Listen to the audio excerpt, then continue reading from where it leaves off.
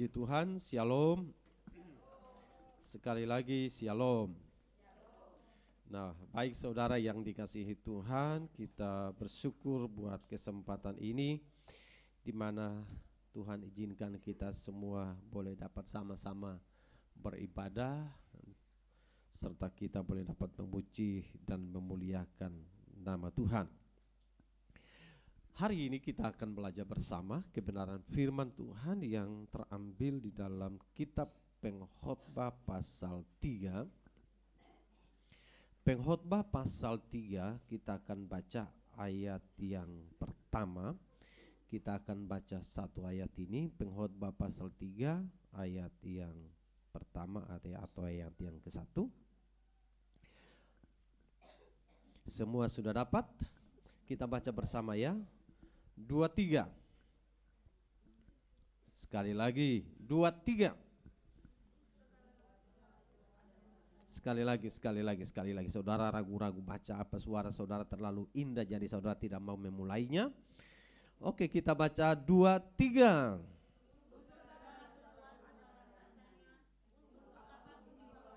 Ada? Sekali lagi kita baca 2, 3.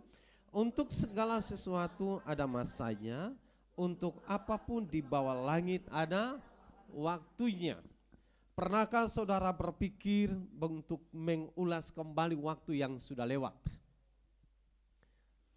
Pernahkah saudara berpikir masa dulu, masa lampau, masa yang sudah saudara lewati, masa yang indah dan saudara merasa wah ini perlu ditarik ulang nih? Tapi tentu tidak. Karena banyak hal dalam kehidupan kita yang kemudian bisa kita hentikan. Banyak hal dalam kehidupan kita yang kita bisa mengatakan ya istirahat dulu. Tapi tentang soal waktu, tidak ada seorang pun yang bisa dapat menghentikannya. Waktu akan terus berjalan dalam perjalanan hidup ini. Semalam sudah saya sampaikan dalam doa dan saya katakan bahwa segala sesuatu sekarang ini bergerak dengan begitu cepat. Sebenarnya durasi waktu tetap 24 jam. Tetapi kesibukan yang membuat kita hampir tidak merasakan bahwa waktu berlalu begitu cepat. Sehingga kadang hari ini, hari Minggu dan Senin, Selasa saya selalu gambaran kalau sudah sampai di angka hari Rabu, kagelai sudah hari Sabtu masuk Minggu. Jadi waktu begitu cepat.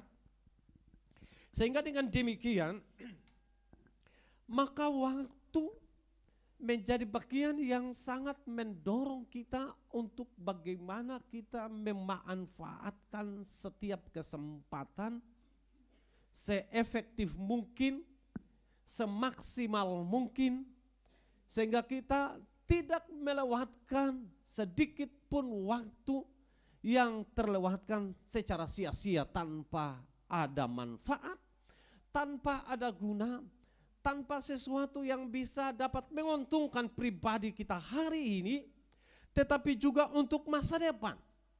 Karena kalau kita bicara waktu, maka ada 3 masa. Yang pertama waktu yang sudah lalu, yang kedua waktu yang sekarang sedang kita nikmati. Tetapi yang ketiga waktu yang akan datang. Saya tidak akan bicara panjang dan lebar tentang soal waktu yang sudah lewat. Karena itu menjadi sebuah sejarah. Itu menjadi sebuah peristiwa kenangan dalam kehidupan kita semua. Entah itu menyenangkan atau tidak menyenangkan. Entah itu membuat engkau menangis atau tertawa.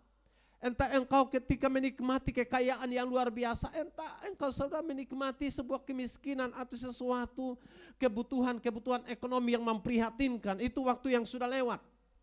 Yang perlu kita pikirkan sekarang ini adalah waktu yang sudah lewat, itu adalah waktu yang menjadikan kehidupan kita sebagai sebuah pelajaran untuk tidak lagi terulang kembali terhadap apa yang menjadi kenangan kita yang buruk di masa lampau.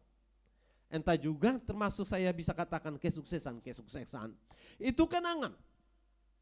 Tetapi itu memicu kita untuk bagaimana kita terus bergerak karena segala sesuatu ada waktunya. memicu kita untuk bagaimana kita bergerak dan bagaimana mengisi hari-hari di mana masa di mana kita sekarang ini ada. Masa hari ini adalah masa yang saya bisa dapat katakan tergantung kita mau memanfaatkan, menggunakannya semaksimal mungkin ataukah kita mengabaikannya. Tetapi tentu akan berdampak di masa depan. Hari ini kita gunakan dengan baik dan tidak baik mempengaruhi perjalanan kita atau masa depan. Sebagaimana yang sudah tadi saya sampaikan, kenangan buruk kita di masa lampau itu bisa berefek kepada perjalanan kita hari ini. Tetapi tidak bisa kita ulang kembali. Karena itu buruk menurut kita, maka mari kita merenungkan perjalanan kita di mana kita hari ini punya kesempatan.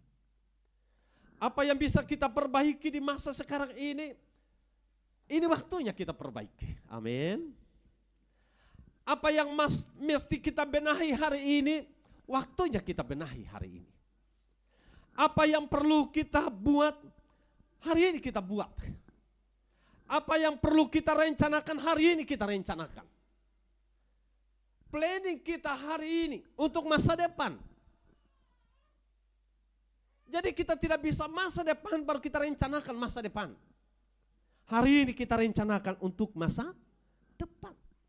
Dan kalau kita bicara tentang hari ini, maka Alkitab memberikan kepada kita beberapa catatan.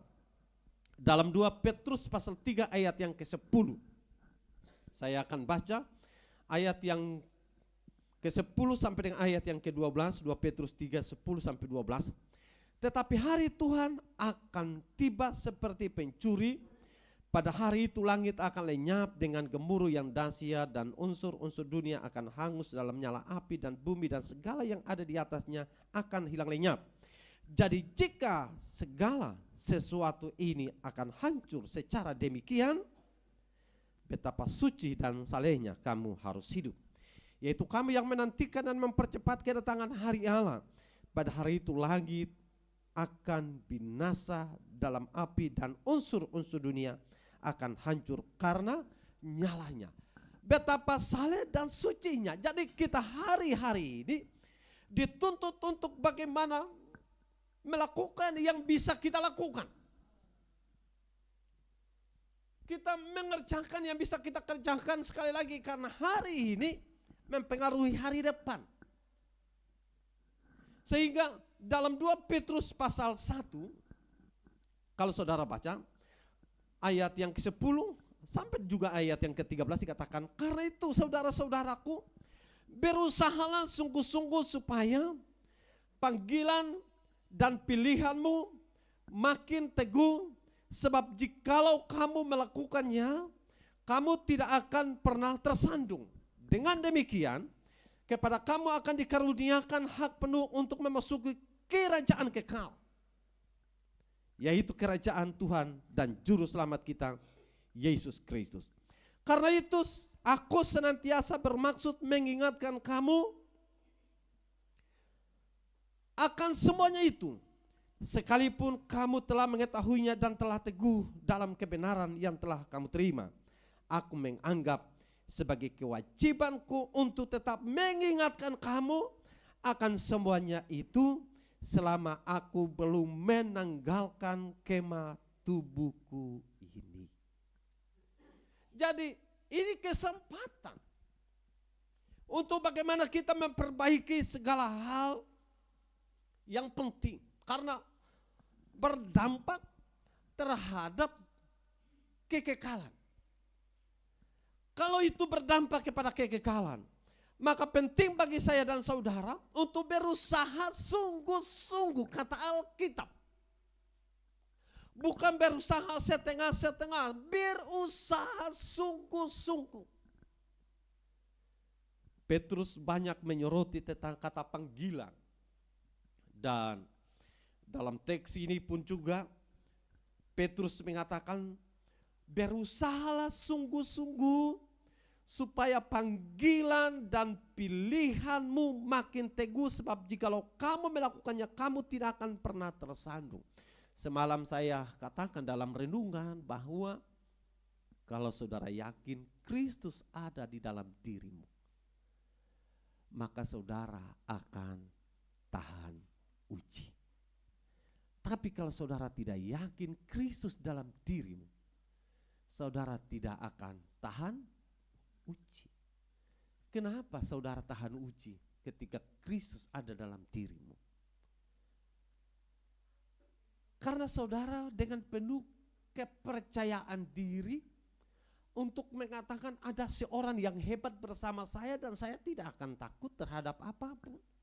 Ibarat ketika saudara berjalan dengan seorang yang dengan kekuatan yang luar biasa, seorang yang berpengaruh dengan hebat, maka saudara tidak akan kecut, saudara tidak akan gentar menghadapi seseorang yang ada di depan saudara, karena saudara merasa saudara memang tidak bisa buat apa-apa. Tapi orang yang ada di samping saudara itu bisa buat apa saja. Saudara tidak akan takut. Saya ingat salah seorang akrobatik yang berjalan di atas seutas tali. Dia setelah berjalan dari satu tiang ke tiang yang lain dengan membentangkan seutas tali, dia jalan di atas tali. Setelah sampai di seberang, dia balik lagi ke seberang. Setelah itu dia tantang penonton. Siapa yang berani ikut saya? Kalau itu terjadi buat saudara, saudara berani sih? Oh, nyali kecil. Tiba-tiba ada seorang anak angkat tangan dan menawarkan diri. Saya ikut karena saya percaya kepada Pak yang lagi di atas jalan tali ini. Jadi anak ini digendong. Sambil gendong berjalan di atas tali, saudara. Jadi bolak-balik di atas tali. Setelah itu meletakkan anak itu turun ke tanah. Tidak terjadi apa-apa. Cerita per cerita, ternyata anak kecil ini adalah anak dari bapak yang di atas. Jadi, don dua tenang. Jadi bapak yang berjalan di atas tali itu anaknya yang tadi yang dia gendong. Yang lain kenapa tidak berani? Karena mereka belum membuktikan keahlian ayahnya. Apakah saudara ragu bahwa Tuhan ahli menolong saya dan saudara? Bukanlah kita semua percaya dalam segala sesuatu Tuhan berkuasa? Amin.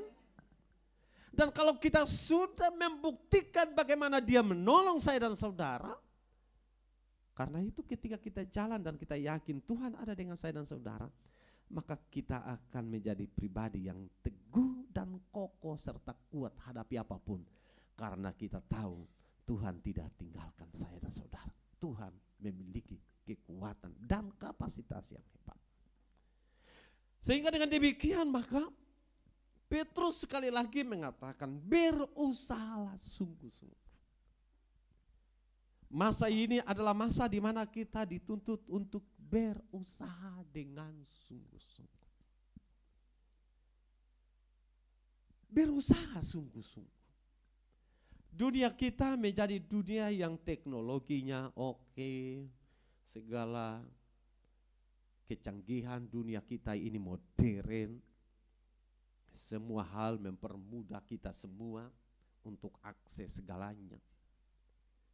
Tapi secara rohani dunia kita lagi terpuruk karena kejahatan semakin hari semakin tinggi. Kejahatan dunia kita ini semakin hari semakin luar biasa. Berbagai isu yang kemudian bisa menakutkan saudara dan saya. Berbagai isu menakutkan pribadi kita semua. Isu yang lagi tren sekarang ini kan ada lagi heboh-hebohnya isu di mana-mana. Atau informasi-informasi terkait dengan gempa di sana sini, termasuk kota Ambon ini yang katanya dalam penelitian mengatakan kita ini bentuknya seperti payung. Kalau dibawa patah, Ambon tenggelam. Kata tenggelam itu lagi heboh sekarang. Sekarang lagi heboh. Di beberapa provinsi di Indonesia ini dalam prediksi akan mengalami gempa yang hebat, ada yang 8, ada yang 7, ada yang 9, sekian. Kalau Ambon punya isunya yang pernah beberapa tahun yang lalu gempa yang hebat-hebat, kemudian isu trennya bahwa kota Ambon ini, Pulau Ambon ini seperti payung, jadi kalau di bawah patah selesai semua. Katanya ada 3 tiang, 1 sudah sudah patah, tinggal 2 atau bagaimana, kira-kira seperti itu saudara. Saya tidak tahu pasti untuk hal yang demikian. Namun demikian begini, hidup dan mati manusia itu ada dalam penentuan Tuhan. Karena kita masih kuat hari ini, karena orang tidur dan tidak bangun-bangun lagi. Tidak perlu tunggu nanti payung patah dulu. Tidak perlu saudara. Dunia kita yang saya bisa katakan bahwa ini situasi yang kemudian bisa membuat ketakutan terjadi bagi saya dan saudara. Apakah saudara mengatakan kalau begitu beta pindah kaburu cua? Daripada saudara tidak ada tempat yang aman. Pernahkah saudara ingat tentang tsunami yang kemudian terjadi di Aceh, luar biasa, membuat orang yang membuat rumah di pinggir pantai, dia akan pindah ke gunung. Ternyata di gunung longsor lagi. Dia mau lari kemana? Tidak ada tempat yang aman bagi kita. Berusaha sungguh-sungguh memungkinkan kita menanggalkan rasa takut, kecemasan yang melampaui kekuatan dan kapasitas kita. Karena ketakutan yang membuat bisa kita menjadi orang yang pada akhirnya ragu-ragu bertindak dan melakukan segala hal, bahkan ragu-ragu untuk berusaha. Bahkan orang kadang-kadang mengatakan bahwa ya kalau katong sudah mulai begitu ya lebih baik diam diri di rumah saja. Tentu juga tidak ada asas manfaatnya. Selama Tuhan masih beri kita waktu bekerja bagi Tuhan. Selama kita masih punya waktu untuk berusaha, mari kita berusaha. Selama ada waktu untuk belajar, mari belajar. Jadi semua ada waktu, oleh pengkhotbah mengatakan segala sesuatu ada masanya, segala sesuatu ada waktunya. Berarti kalau saudara baca ayat 2, 3 dan selanjutnya itu mengurutkan tentang sebuah kehidupan dengan segalanya ada masanya. Masa ada untuk bekerja, masa di mana kita mengalami suasana hati, masa di mana ada kesuksesan. Semua ada masanya. Tetapi bagaimana masa-masa itu kita maksimalkan, masa-masa itu kita gunakan, sehingga di kemudian hari tidak ada yang namanya penyesalan. Karena akan ada banyak kita yang mungkin bisa menyesal. Contoh saja, berapa banyak di antara saudara yang menyesal karena kelalaian kita di masa lampau. Saya tidak mau panjang-panjang memberikan contoh. Berapa banyak di antara kita di sini yang hadir pada waktu jam bahasa Inggris, matematika lari dari ruangan. Berapa banyak yang kemudian tidak mau buat tugas, apalagi disuruh hafal. Berapa banyak. Dan ketika per hari ini semua akses itu lebih banyak, sumber-sumber yang kita dapatkan secara terbuka itu ternyata aksesnya itu lewat bahasa Inggris. Pertanyaannya, berapa banyak oleh ulah kita di masa lampau? Hari ini saudara geleng-geleng kepala ketika baca, saudara lihat semua bahasa Inggris ini bagaimana ini? Ini bahasa roh baru lagi. Saudara mengatakan, kalau dulu beta rajin belajar bahasa Inggris, hari ini menjadi mudah buat saudara. Tapi tidak bisa lagi, karena sudah lewat. Nah, jadi ini hal-hal yang penting untuk saya sampaikan hari ini adalah waktu bagi saya dan saudara untuk berusaha. Berusaha untuk bagaimana hidup yang terbaik bagi Tuhan. Karena masa ini akan mempengaruhi masa depan. Karena masa depan itu ada dua. Yang pertama, hidup kekal atau binasa. Hidup kekal berarti bicara tentang kesenangan, bicara tentang soal surga. Tetapi kebinasaan kekal bicara tentang soal penghukuman. Penghukuman akibat dosa, penghukuman karena tidak percaya kepada Kristus sebagai Tuhan dan Juru Selamat. Karena tentang kekekalan tidak ada istilah perbuatan baik seseorang diselamatkan. Walaupun ada pengajaran-pengajaran hari-hari ini yang kemudian mengatakan bahwa bukankah orang diselamatkan itu juga karena perbuatan baik. Kekristenan tidak mengajarkan bahwa kita diselamatkan karena perbuatan baik. Karena kalau keselamatan itu didapatkan dengan perbuatan baik, maka dalam kitab Efesus pasal 2, itu 8-9 itu menjelaskan buat kita bukan usaha kita. Keselamatan itu bukan kita terima oleh karena usaha kita, bukan. Tetapi itu pemberian Allah. Dan kalau bicara tentang pemberian Allah berarti anugerah itu disediakan Tuhan. Dan orang yang kemudian merebutnya atau orang yang kemudian dengan iman mau meresponinya, keselamatan itu menjadi bagian baginya. Sehingga dengan demikian masa depan itu dipengaruhi dengan kehidupan kita hari ini. Sehingga apa yang perlu kita benahi, mari kita benahi. Kalau dalam Efesus pasal 4 ayat yang ketiga dikatakan begini. Berusahalah memelihara kesatuan roh oleh ikatan damai sejahtera. Ibrani pasal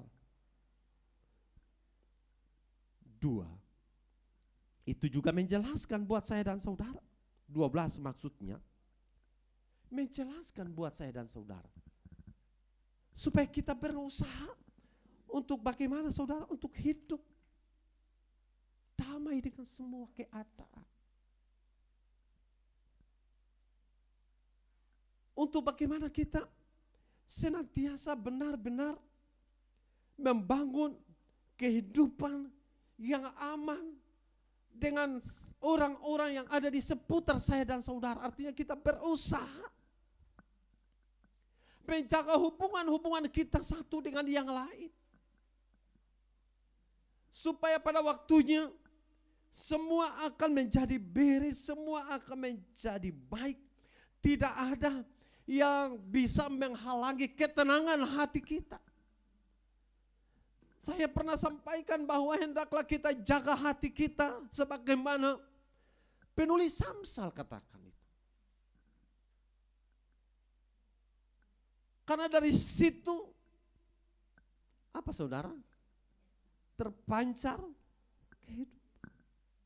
Hubungan-hubungan kita satu dengan yang lain mari kita jaga. Berulang kali saya katakan kadang-kala dalam persekutuan atau dalam keluarga kita terjadi pergesekan dan itu hal yang kadang terjadi. Tapi selama kita masih ada hari ini, waktu kita perbaiki, kita tidak bisa menunda-nunda waktu-waktu itu. Masa di mana kita perbaiki, kita perbaiki. Karena tentang kehidupan tidak ada orang yang tahu kapan waktunya. Dan sekali waktu kita akan mempertanggungjawabkannya. Entah baik ataupun tidak. Waktu itu penting buat saya dan saudara karena saya tadi katakan tidak ada orang yang bisa dapat menarik kembali waktu yang sudah lewat. Kenapa kadang-kala orang yang sakit sudah ada di tempat pembaringan lalu kemudian dia pesan. Tolong sampaikan, ini bicara tentang kadang ada konflik. Satu teman yang lain atau keluarga, tolong pesan ke anak-anaknya, dulu beta bikin ini pada dia pun bapak atau dia pun mama, beta minta maaf dari anak-anak. Kenapa dulu bapaknya masih hidup saya minta maaf? Nanti sudah meninggal, pesan buat anak-anak. Hubungan apa anak dengan bapak sudah lewat? Ya mungkin anak-anak mungkin ada kepahitan, ya oke lah. Tapi bapaknya yang penerima masalah sudah lewat. Karena terlambat waktu mengecari itu. Nah, kebanyakan orang demikian. Bahkan kadang bisa jadi sudah mulai tarik-tarik nafas baru ingat. Tolong bicara juga kata-kata putus.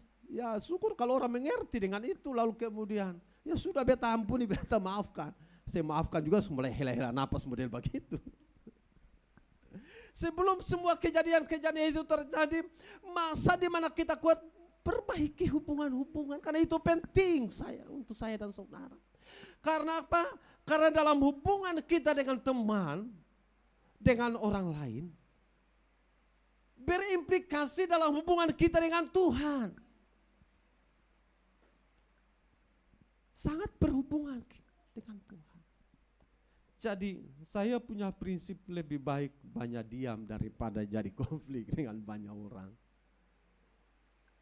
Karena itu hal yang justru bisa mengganggu ketentraman dan damai sejahtera. Karena kita ingin berkarya dan ending dari semuanya, yaitu agar supaya kita jumpa dengan Sang Juru Selamat. Kita sudah berusaha, kita sudah bekerja keras. Kita sudah sungguh-sungguh dengan Tuhan dan endingnya tidak ketemu dengan Sang Juru Selamat. Menurut saya, itu hal yang jangan terjadi. Mari kita sungguh-sungguh dengan Tuhan, kejar waktu yang ada. Dengan waktu yang Tuhan izinkan kita hidup, mari kita hidup bagi Tuhan. Apa yang saya tadi sampaikan, kadang mungkin hari kemarin, oh itu sudah terjadi. Kita hari ini hidup ini perbaiki yang ada. Kadang kalau kita harus kerja baru, perbaiki yang kemarin, itu perbaiki karena Tuhan izinkan kita hidup hari ini untuk perbaiki saudara. Bukan kebetulan Tuhan izinkan kita hidup hari ini. Untuk apa perbaiki? Perbaiki yang perlu diperbaiki. Apa manfaatnya? Untuk jangka panjang, untuk masa depan. Karena itu saudara, saya pernah khotbah dalam beberapa minggu yang lalu. Kenapa penghukuman yang harus diberikan kepada Salomo, tetapi kemudian Tuhan katakan tidak. Karena Tuhan ingat Daud. Daud perbaiki hubungan, Daud perbaiki semua hal. Daud punya kesempatan bunuh Saul, Daud tidak mau menyentuh Saul. Karena dianggap dia diurapi. Artinya Daud tidak mau berdosa dengan tangannya kepada Saul, seorang pemimpin bagi dia. Dan akhirnya kesalahan Salomo harus ditanggung. Tetapi Tuhan perhitungkan Daud. Saya mau agar supaya kita semua ini belajar bagaimana ini kita hari ini hadir ini. Ini kesempatan di mana kita ada. Perbaiki yang perlu kita perbaiki. Amin. Untuk perjalanan iman kita jangka panjang, saudara. Karena sekali lagi kita ini tidak tahu masa di mana kita hidup ini sampai di kapan. Masa di mana kita hidup ini kuatnya sampai di mana. Tidak ada yang tahu. Perbaiki yang perlu. Segala sesuatu ada masa. Segala sesuatu di bawah langit ada waktunya. Mari pelayan boleh turun. Tapi bagian ini saya akhirinya dengan mengatakan, Tuhan memberikan kita kesempatan, Tuhan berikan kita waktu untuk kita lakukan dengan cara yang maksimal. Kalau saudara yang sudah dalam kerjaan, dalam usaha, dalam bisnis saudara, maksimalkan itu semua. Karena kalau tidak, kita bisa lewati ada banyak kesempatan-kesempatan di dalam hidup ini. Kalau saudara yang belum bekerja, mari maksimalkan potensi. Kalau saudara yang masih di dalam pendidikanmu, mari saudara belajar sungguh-sungguh. Sekarang ini terlalu tren dengan game-game dan banyak anak-anak yang habiskan waktu dengan game. Tidak ada asas manfaat jangka panjang. Ingin pikirkan baik-baik. Tidak ada asas manfaat masa depan. Kalau dengan game, beberapa orang punya keahlian bisa mendatangkan uang. Kita menghabiskan uang. Kan berbeda. Aplikasi dibuat itu untuk mendatangkan uang. Kita menghabiskan uang. Kadang saya tidak terlalu tahu, tapi ada yang harus bayar untuk bisa bermain game. Artinya uang keluar. Mereka yang punya aplikasi mendatangkan uang. Artinya asas manfaatnya. Jadi bagi saudara yang dalam pendidikan, maka cari asas manfaatnya. Yang tidak menguntungkan, pikirkan baik-baik. Karena kalau mungkin saudara mengatakan, tapi kan saya masih punya orang tua yang kuat dan masih bisa menghidupkan. Orang tua ini tidak hidup seterusnya. Satu ketika ada seorang pengusaha hebat, kalau tidak salah di Surabaya. Orang terkaya hebat di Surabaya. Dan orang tuanya meninggal. Anak ini hidup dari kekayaan orang tuanya. Dan dengar-dengar terakhir kalau tidak salah,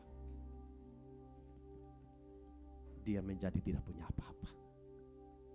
Bahkan saya mendengar ada kisah yang lain. Anak-anak ini sekarang hidup dalam kasih karunia orang lain. Jadi kalau dibantu mereka bisa makan. Kalau tidak dibantu mereka tidak bisa makan. Sebelumnya mereka orang yang punya keadaan ekonomi yang baik. Sekarang mereka hanya perlu belas kasihan. Nah, jadi bagi generasi, saya kembali lagi sebelum mengakhiri. Ini waktu saudara untuk bekerja, untuk belajar. Sehingga ketika mungkin orang tua sudah tidak ada, saudara bisa belajar dan mendiri. Karena kalau tidak, saudara akan mengharapkan belas kasih orang lain. 1-2 kali masih oke. Tapi selebihnya saya tentu tidak yakin orang akan dengan sukacita. Kita harus berdiri dengan usaha sendiri. Karena itu betapa penting, jangan pernah saudara menjadi goyah ketika saudara terus berjuang dalam kehidupanmu hari ini. Jangan pernah putus asa dengan waktu yang kemudian Tuhan izinkan saudara ada hari ini. Karena ini waktu bagi saya dan saudara, kalau saudara sehat, ini Tuhan izinkan kita untuk bagaimana menjadi lebih baik di masa depan. Karena upaya usaha hari ini itu untuk mempersiapkan saudara menjadi orang yang siap di masa depan. Kalau hari ini saudara tidak siap, saudara tidak akan bisa menjadi sukses di masa depan. Termasuk kehidupan rohani. Hari ini saudara kita dipersiapkan untuk menjadi sukses di masa depan. Sehingga pada waktunya nama Tuhan dipuji, dipermuliakan.